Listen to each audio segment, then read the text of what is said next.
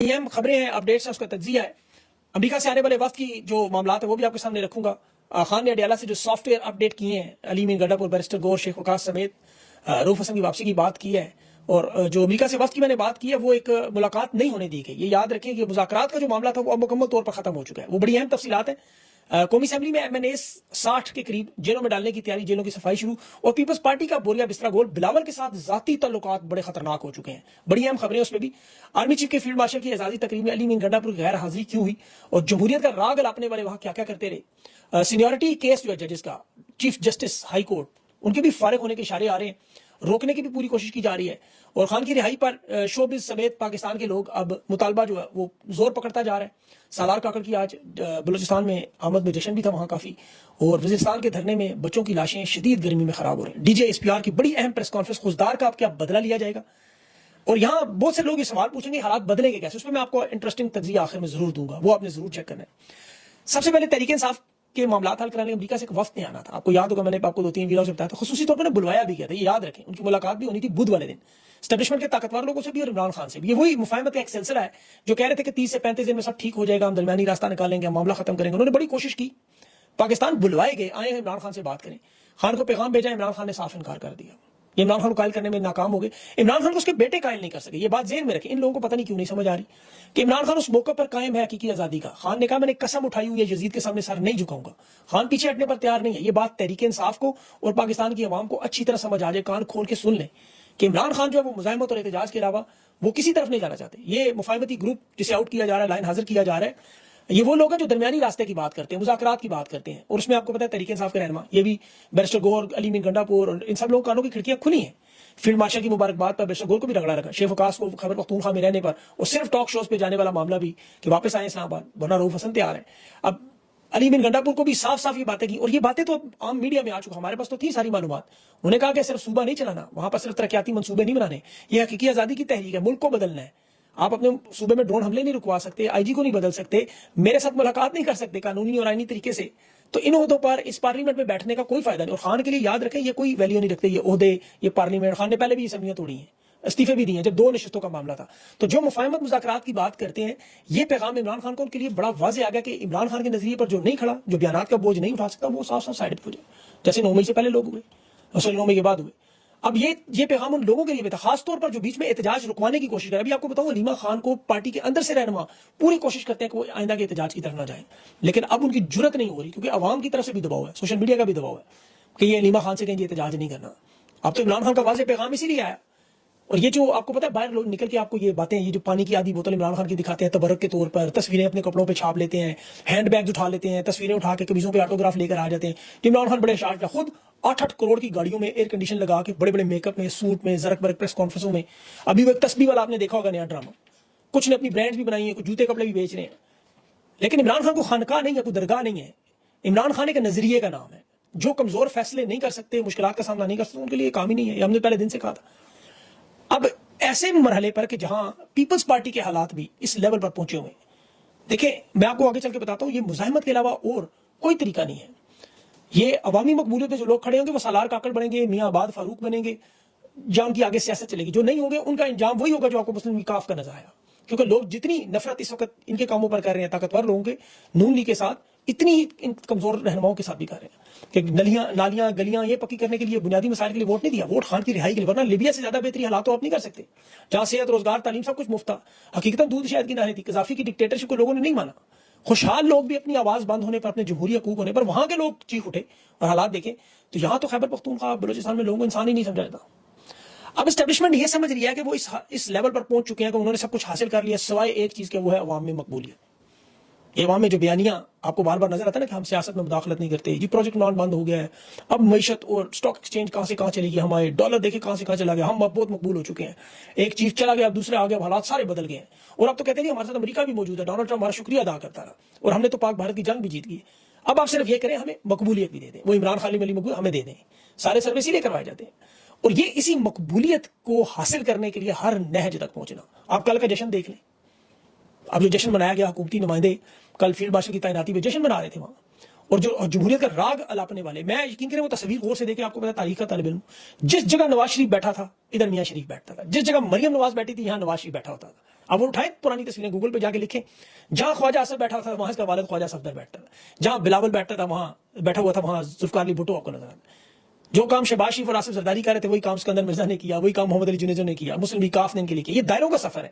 ماضی میں دیکھیں فیلڈ مارشل ایوب خان نے کیا کیا, قائد اعظم کی بہن کے ساتھ زیادتی کی, ظلم کیا, اس کا جیتا ہوا الیکشن دن دہاڑے لوٹ لیا. قائد اعظم کی بہن فاطمہ جناح کا یہ قوم کو خطاب سنسر کرتے تھے, آواز بند کرتے تھے, وہی پرانا کام. انہوں نے شیخ مجیب کو ایوب خان نے غدار قرار دینے کے لیے مہم چلائی تھی, اور یہ باقاعدہ مذہبی حوالہ جات دیا کرتے تھے. جس طرح آپ کو پتا ہے یزید کے دور میں کہا جاتا تھا امیر کی اطاعت اللہ کی اطاعت ہے, تو یہ کہتے تھے ریاست کے سامنے سرنڈر کریں آپ. جب 1965 کی جنگ ہوئی, جو خواجہ آصف نے کہا ہے پارلیمنٹ میں کہ ہم ہارے ہوئے, ہم تو ساری زندگی سے جیتی ہوئی جنگ سمجھتے تھے. بھارت نے سیالکوٹ میں, لاہور میں, کشمیر کے محاذ پر 1900 مربع کلومیٹر زمین پر قبضہ کیا, یہ بھی خواجہ آصف نے بتایا. وہ بعد میں معاہدہ تاشکند ہوا جو ذوالفقار علی بھٹو کے ساتھ آپ کو پتا ہے اختلافات کی وجہ بنی, اور میڈیا میں پھر وہ آپ کو پتا ہے اس وقت بھی جس طرح آج پیکا ایکٹ چل رہا ہے, اس وقت بھی ایوب خان نے جو قانون بنائے تھے, پریس اینڈ پبلیکیشن آرڈیننس 1962, اخبارات بند تھی, لائسنس بند تھے, صحافیوں کو اٹھا لیتے تھے. کوئی بولنے والا بندہ نظر آئے صحافیوں کو زور میں اٹھا کے اغوا کر رہتے تھے. فیلڈ مارشل ایوب خان صاحب, فیض احمد فیض کی آپ سٹوری پڑھیں اٹھا کے, ندیم احمد قاسمی کی پڑھیں, سبطی حسن رضوی کی پڑھیں آپ ذرا کتابیں, جن کے ساتھ ظلم و ستم ہوتا رہا.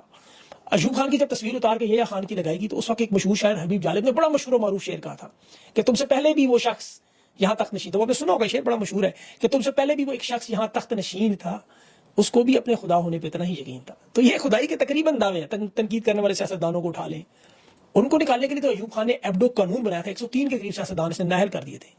آپ اٹھائیں اس کی پرانی تقاریر اٹھا کے دیکھیں, بالکل وہی.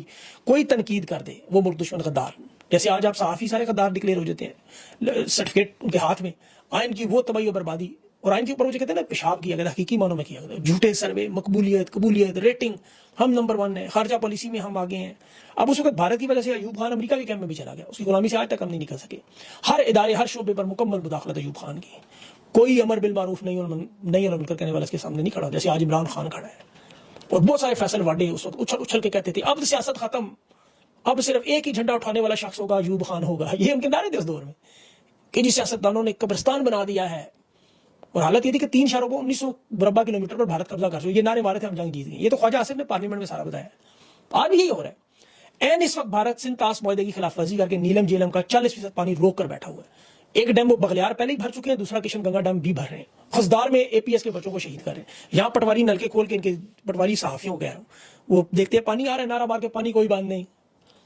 ایوب خان کے دور میں اس وقت بھی الیکشن جس طرح فاطمہ جناح کو انہوں نے ظلم کر کے لوٹا, اسی طرح فارم 47 کا آج بھی کر کے جشن منا رہے ہیں. جہاں وزیرستان میں ڈرون میں شہید ہونے والے بچوں کی میتوں کو مقامی لوگ ادویات لگا کے گاڑیوں میں ایئر کنڈیشن میں رکھ کے لاشیں محفوظ کر کے دھرنوں میں بیٹھے ہوئے. اس وقت ایوب خان کے دور میں بھی معاملہ تھا. سینکڑوں کی تعداد میں لوگوں کے ساتھ یہ ہو رہا تھا, لیکن وہاں حکومتی ایوانوں میں ایوب خان کا بھی جشن ہوا کرتا تھا. یہاں بھی جشن منائے جا رہے ہیں. تندور کی طرح وہ لوہے کے ڈبوں میں تحریک انصاف کے وہ اغوا کیے ہوئے کارکن نظر آ رہے ہیں, 20 25 ایک وہ تندور نما گاڑی میں شدید گرمی میں صبح 5 بجے انہیں نکالتے ہیں وہاں سے, شام کو 7 بجے ان پریزن وین میں واپس, تندور والے بالکل گرمی میں, لوہے کے وہ پنجرے. گوانتانامو موبے کی اذیتناک مراحل یاد آ جاتے ہیں اس دور میں, خدا کی قسم. وہ بریک مارتے ہیں, یہ بیچارے گرتے ہیں, روک بھی نہیں سکتے, ہاتھ بندھے ہوئے ہیں. 20 25 اس طرح جانوروں کی طرح, بھیڑوں بکریوں کی طرح اس کے اندر انسانیت سوز. پتہ نہیں ان کو تو پاکستانی تو چھوڑے, مسلمان بھی چھوڑے, انسان بھی نہیں سمجھتے. وہ فیلڈ مارشل ایوب خان بھی اپنے انا کے گھوڑے پر سوار تھا. جب اترا گھوڑے سے, جب اس کے پاس آئے, انہوں نے کہا جی بس کریں, جان چھوڑیں. گلیوں میں پھر کتوں کے نعرے لگے, اس کے گھر تک پہنچی بات. اور وہ بھی اچھا مزے کے بعد معافیاں منگوانا چاہیے. ایوب خان, فاطمہ جناح معافی مانگے, ورنہ بجلی کاٹ دیں گے, بل کاٹ دیں. آج کہتے ہیں عمران خان معافی مانگے, کبھی حسان نیازی معافی مانگے, 9 مئی تسلیم کرے, پولیگرافک ٹیسٹ کروائے. لیکن دلیر لوگ, آپ دیکھیں نورین خان کی باتیں سنیں, بیٹا بھی جیل میں, بھائی بھی جیل میں, کہتی ہے معافی یہ مانگے جو ظلم اور زیادتی کر رہے, اور انشاءاللہ ایک دن آئے گا مانگیں گے سارے. میں عظما بخاری کی سٹیٹمنٹ دیکھ رہا, حکومتی ترجمان, کہ عمران خان الیکشن کے لیے الیکٹرانک مشین مانگتے تھے, جھوٹ پکڑنے والی مشین. تو انہیں چاہیے عمران خان کی نجی زندگی پر سوال پوچھے, مشین بھی چیخے گی, پوچھیں. انہیں تو چاہیے ساروں کو بٹھائیں, مریم نواز صاحبہ کو بھی بٹھائیں, نواز شریف کو بھی, عمران خان کو بھی, نجی زندگی پر سوالات کریں, نجی زندگی کی بات کریں نا. خان کی زندگی تو نجی پوری کتاب کی طرح. اس نے تو جو ماضی میں کیا لاکھوں کروڑوں دفعہ تنہائی میں بھی اور پبلک میں بھی اللہ کے سے معافیاں مانگی ہوئی ہیں. ان کے جو گناہ ہیں گراج سے لے کے شعیب اختر تک, وہ کھل کے پھر سامنے آئیں گے اس مشین پہ. ابھی لوگ سوچتے ہیں حل کیا. اور ابھی تو دیکھیں بلاول کے ساتھ ان کے تعلقات بڑے خراب ہوئے, یاد رکھیں. یہ جو 50-60 ہٹائیں گے نا ابھی اس کے پورے کے پورے پارلیمنٹ میں 9 مئی کے جھرلو پھیر کے, اس میں ان کو طریقے صاف کے رہنماؤں کو سمجھ آ جانی ہے. ویسے ہی اس وقت جو لوگ سوچتے ہیں کہ حل پھر کدھر ہے, دیکھیں حل بڑا آسان ہے. ابھی جس طرح ہر طاقت کے دور میں لمبا پلان ہوتا ہے نا, کہ لمبا عرصہ رہنا ہے, لیکن نیچے بھی تو کچھ بیٹھے ہوئے نا, ان کی تو کوئی خواہشات ہوتی ہیں. پھر اللہ کا اصول بھی ہے, اندرونی خوف بھی ہے.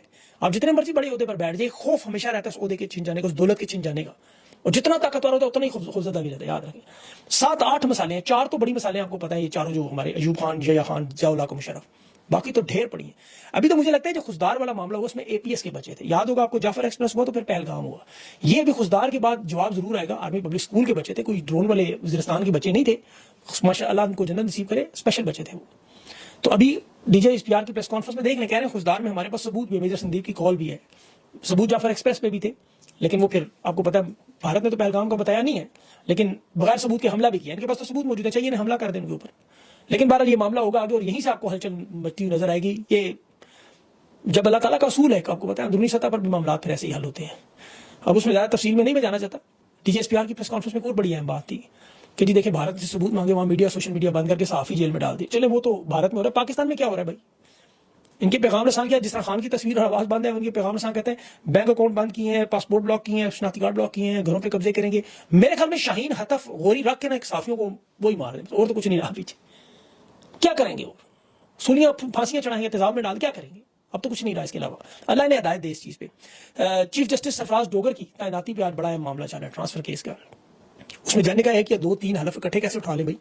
آرٹیکل 200 تحت کے انہوں نے کھولا پڑھا کہ یہ تو پہلا حلف ایسے ہی غیر مؤثر ہو جاتا ہے. اپنی ہائی کورٹس میں جو حلف اٹھا کے لوگ آئے ہوئے ہیں کہہ رہے ہیں نیا حلف اٹھانا پڑتا ہے. اب دیکھیں یہاں پر وہ دلائل دیتے ہوئے حکومتی وکیل کہتا ہے کہ ٹرانسفر مستقل نہیں ہوتی, حلف کے بعد تو سینیورٹی نیچے چلی جاتی ہے, اور یہ قانون میں لکھا ہے کہ 4 صوبوں سے لینا ہے. ہائی کورٹ کا تو ذکر ہی نہیں. تو یہ جو سرفراز ڈوگر صاحب کو لایا گیا اس کی وجہ بھی خان کے کیسز روکنے جو آپ کو نظر آ رہے ہیں, سماعت کے لیے لگاتے ہی نہیں. وہ کہتا نہیں لگاتا, کیا کر لو گے, وہ ساری بدماش ہیں, آپ کہتا کرے کیا. تو بہرحال ان کی سینیورٹی کا مسئلہ, اگر یہ 2-3 جج بھی اگر کھڑے ہو گئی اس طرح کے معاملات بھی حل کرتے تو تھوڑی بہت رمق نظر آئے کہ امید کی کوشش کرن جو ہے عدلیہ کے حالات کرپشن میں 2-3 درجے اور نیچے چلے گئے. تو دیکھیں پاکستانی اس چیز پہ گھبرائے نا, یہ اللہ تعالیٰ کا اصول ہے. اللہ عمران خان کو قائم دائم رکھے اور پاکستانیوں کو بھی یہ دیکھیں قائم دائم رکھے. یہ رب العزت کا اصول ہے.